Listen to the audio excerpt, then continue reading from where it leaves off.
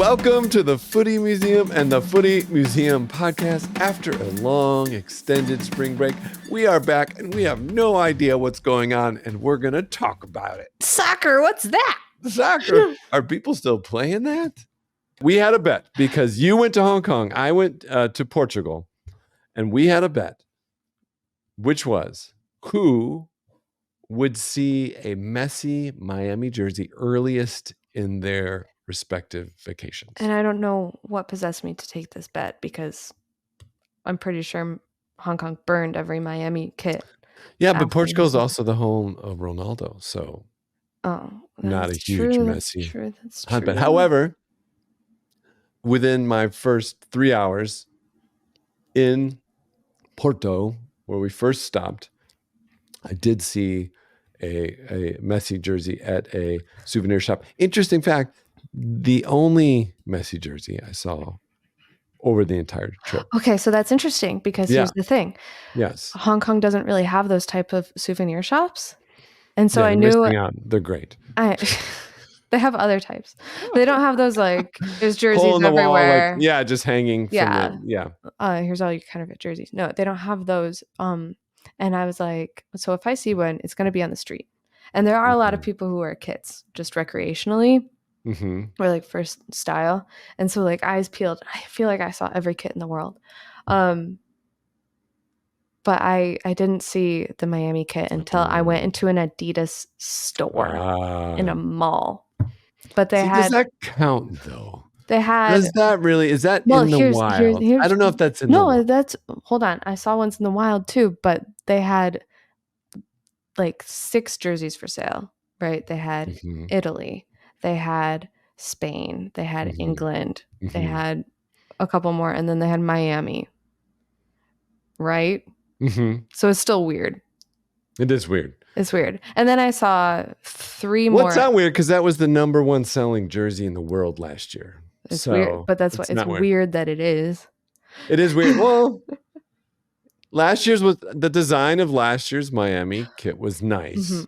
Okay, and then it was messy and it was new. The new one, not as much. When I was in the wild, I saw 3 as well. I saw one in a different mall. There's a lot of malls in Hong Kong. And then I saw one at a wet market. A lot of wet markets in Hong Kong. And then I saw one at the airport. And it was all black with pink stripes. Oh. Yeah. Is that even an official one? That's their away one. A warm up. Oh, is it their away one? I don't really care.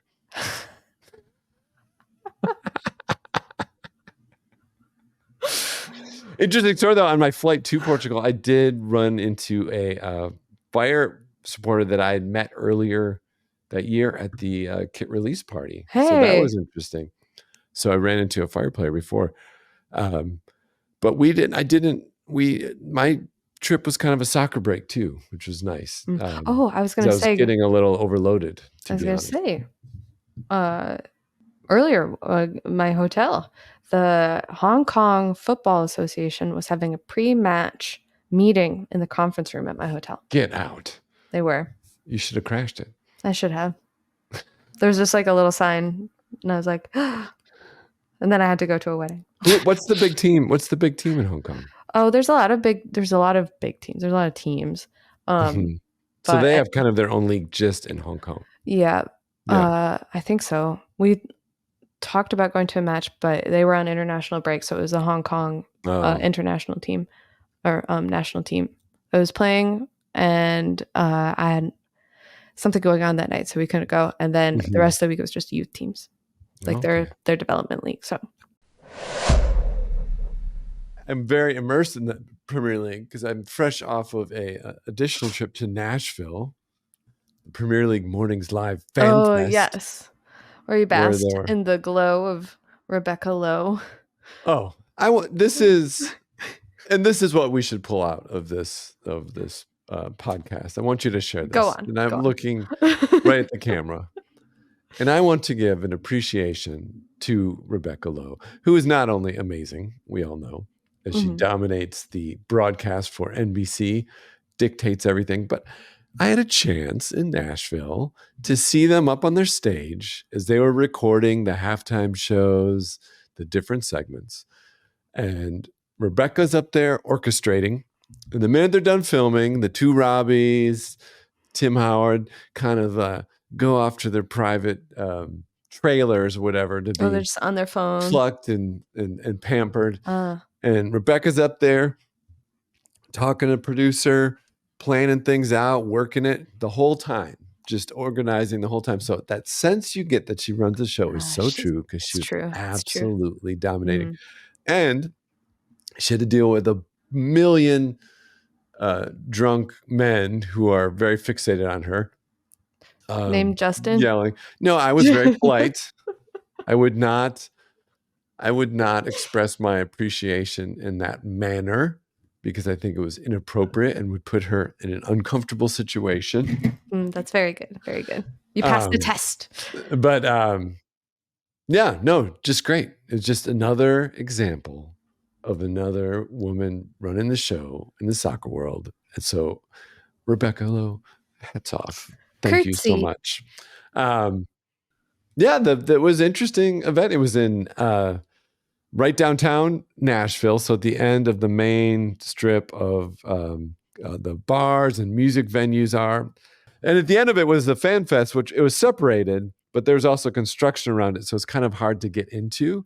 And for the amount of people, it was a little bit tight quarters. But it was cool to talk with fans from around the country and just experience that. It was nice. What'd you learn? What did I learn? Any standout I learned that Arsenal and Liverpool are the biggest followings, I would say. That makes sense. I think any year with a fan fest, when you have two teams vying for the championship, I mean, City didn't seem as much, but they've been there, done that maybe. Yeah. But I think those are the teams that will show up. There's a surprisingly large Everton fan base in this country. I think I owe that to Roger Bennett from Men in Blazers. I really do. Probably. Because why else would you? I don't know. And then I also realized, not everyone experiences the sport in the same way. What do you mean? So I just got a sense that maybe not everyone is interested in football because of it being a key to history and Oh, you mean some people just like it because people kick balls and they go far? And there's some serious sports fans there, friends. Ball. But they were nice too. It was great. We talked to some Philly fans who were there because also that night we went to see Nashville SC at Geodis Park. Major League Soccer. Did you get jealous? Yes and no. So like the rest of Nashville, Geodis Park is very new, very well designed. You get close. We biked there. So we were way on the north side of town, and we biked all the way through town to the south side where the stadium is. And it was very easy to bike around the city, protected bike lanes, clearly marked.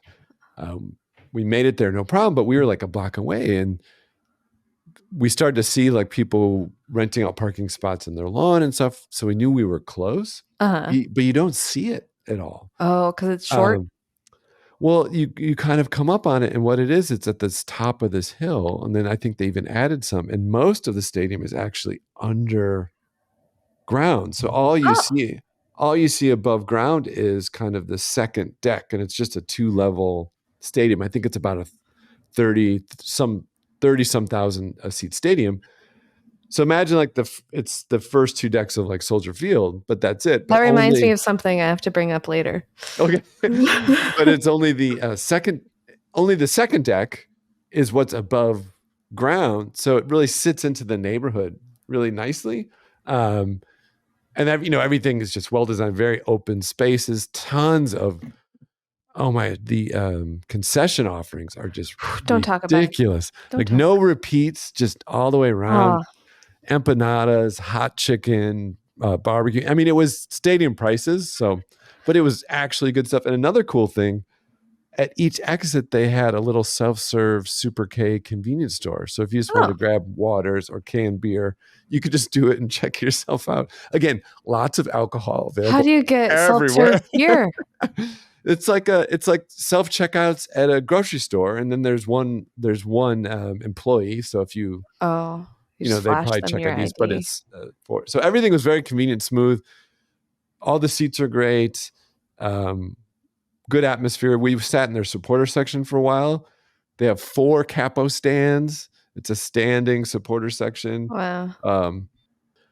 And lots of fireworks. They're big on the fireworks. They have bands play throughout to kind of give that Nashville thing. So it was.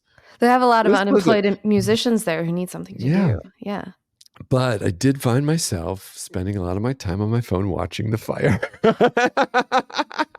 because the fire were playing and I had to know what was going on. And after a while, it's like, yes, this stadium is nice. And it was very nice, Nashville. It's an awesome stadium. But I missed something about the giant, because Soldier Field's giant. There's something about that, and like seeing the city out there and just, well, it's home for my team. And of course I wasn't there, which means that they won. And if you fight for long enough, if you go on the hard search, you can find a fancy hot dog. Oh, where did you find a fancy hot dog? Yeah. In Soldier Field? Yeah. Do you not have the fire dog on your side of the stadium? I probably do. Again, I've not made it to a game this year. So it's a hot dog. I've had a couple now. It's a hot dog. Covered in normal hot dog things, but then also covered in flaming hot Doritos. Oh. And nice. I was walking around with it, getting to my seat, and people were staring. They're like, "Ooh, look at that hot dog! Ooh, the one fancy thing in all of Soldier Field." Yeah, we just had to suffer through delicious barbecue brisket sandwich and yeah, sure, empanadas. Okay. And yeah. Did you bring some home? Whatever drink you can imagine, they had there, all different forms. There are other tournaments happening. What? There is the CONCACAF Champions Cup, which is on the verge of having no MLS teams, as all the MLS teams are down. Even though MLS abandoned the other competition, we'll talk about the U.S. Open Cup. Awkward. Just to win all these. Now they're down. We can't play the Open Cup because we're in the CONCACAF Champions League. And league.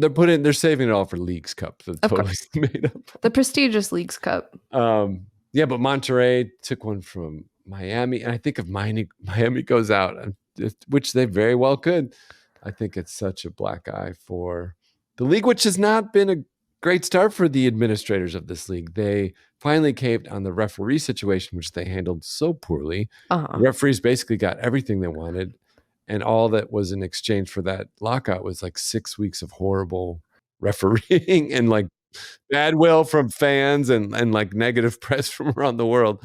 So that was a good one. And the Open Cup seems to be getting more attention than ever from not than ever, but getting a lot of attention from different sides. And there's been some fun stories in that, like El Farolito, the amateur team sponsored by a burrito restaurant. It's fascinating. That has already taken out 2 professional teams, and they've actually won the Open Cup in the past under a different name. So there's some history there.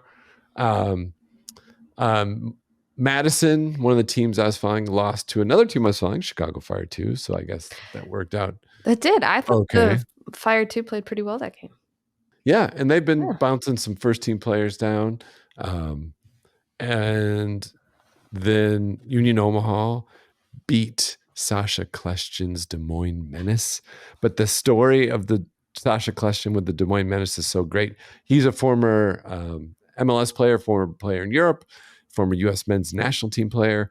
He came out of retirement to play in the Open Cup for the Des Moines Menace, which is awesome, especially because when the decisions were first made from MLS about the Open Cup, he was at first pretty openly critical about it. Then he got a stern email, I'm imagining, from his overlords at Apple and MLS. So he had to kind of walk it back, but then he backed it up with his actions and actually played in it, helped them win a game, but they lost to Union Omaha, another team that I'm following in the Open Cup. So that picks up again in let's see, Open Cup. I think the 16th is the next round of games. My team isn't in yet. Well, the next round, there are a lot more teams coming, including Detroit City.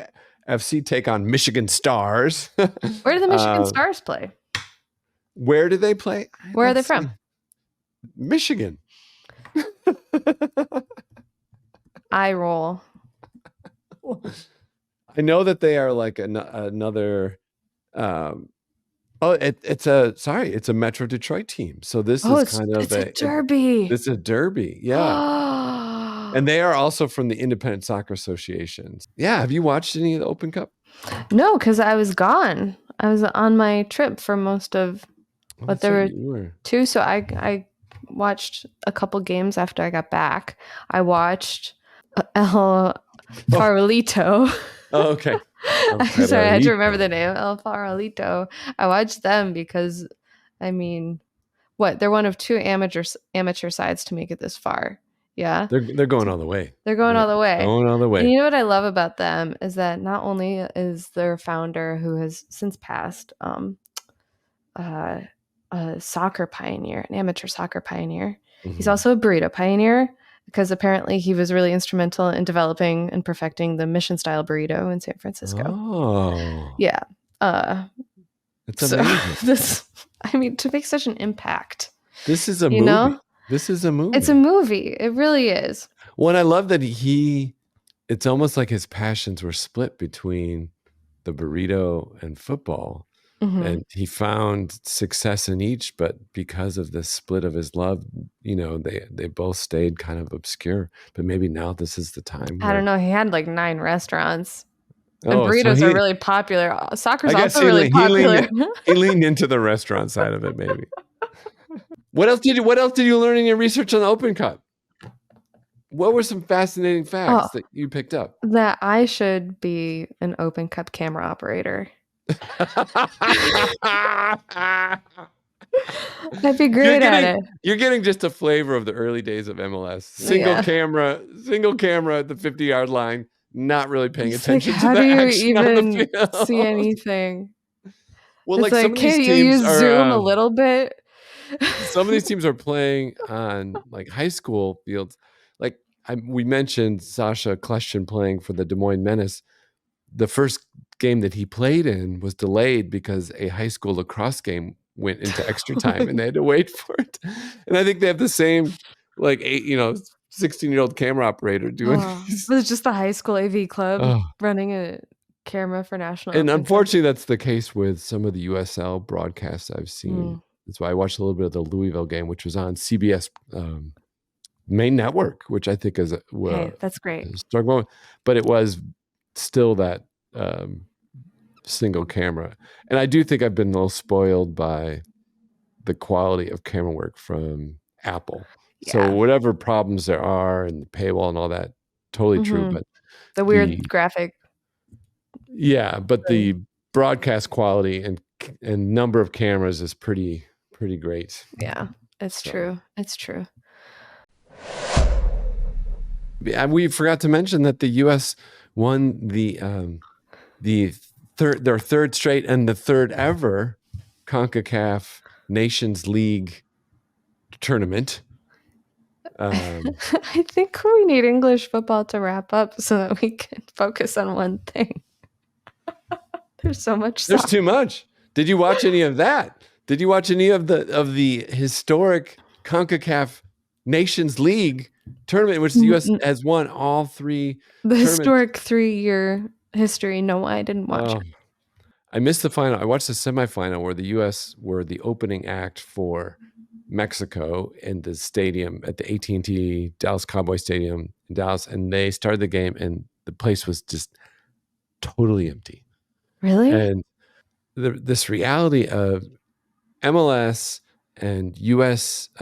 Soccer and the stadiums just to make quick known bucks by cashing in on the established Mexican national team continue to prioritize that market over the U.S. market. So you get these horrible optics of U.S. playing in empty stadiums because they're given the early slot in games that are double header tickets. So like Mexican fans are buying the ticket and they're not showing up till the Mexico game. And they're holding them in parts of the country that are really close to the border. So it's going to be a lot of either there already is a large Mexican American population, or there's a lot of people who can travel to the game. And don't get me wrong, I love the rivalry. I love El Tri. The Mexican national team is really interesting. I love Mexican American culture completely. It's so woven into our lives in Chicago here for sure, but nationally. I'm not critical of any of that. But if you're trying to build a national team, you can't have two. You should really start to prioritize one and make it clear, like, this is our home turf, or else it's not going to build. And I think it's frustrating a lot of national team fans. And I think it's not exasperating, that's the wrong word. But when you have then the other so there's multiple national teams. Then when you have the U.S. women's national team so popular and their ship seems to be righted play-wise, there's just so much attention span you can have. So why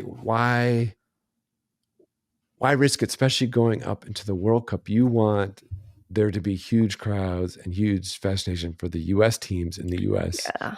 And so I found that a little bit frustrating, and I'm sure it's frustrating for players too, but only because it's what's more frustrating because it's all just done for profit's sake, which is counter to why national teams even ever exist. I don't know why I'm so naive to think it wouldn't be, but well, I guess it's just so blatant. It's just so blatant. You know what I mean? And maybe that's the most American thing you can have. But yeah, that's true. Money over everything. Just extremely patriotic. I think too, as the national team improves in its standing, like globally, like it's getting better and better.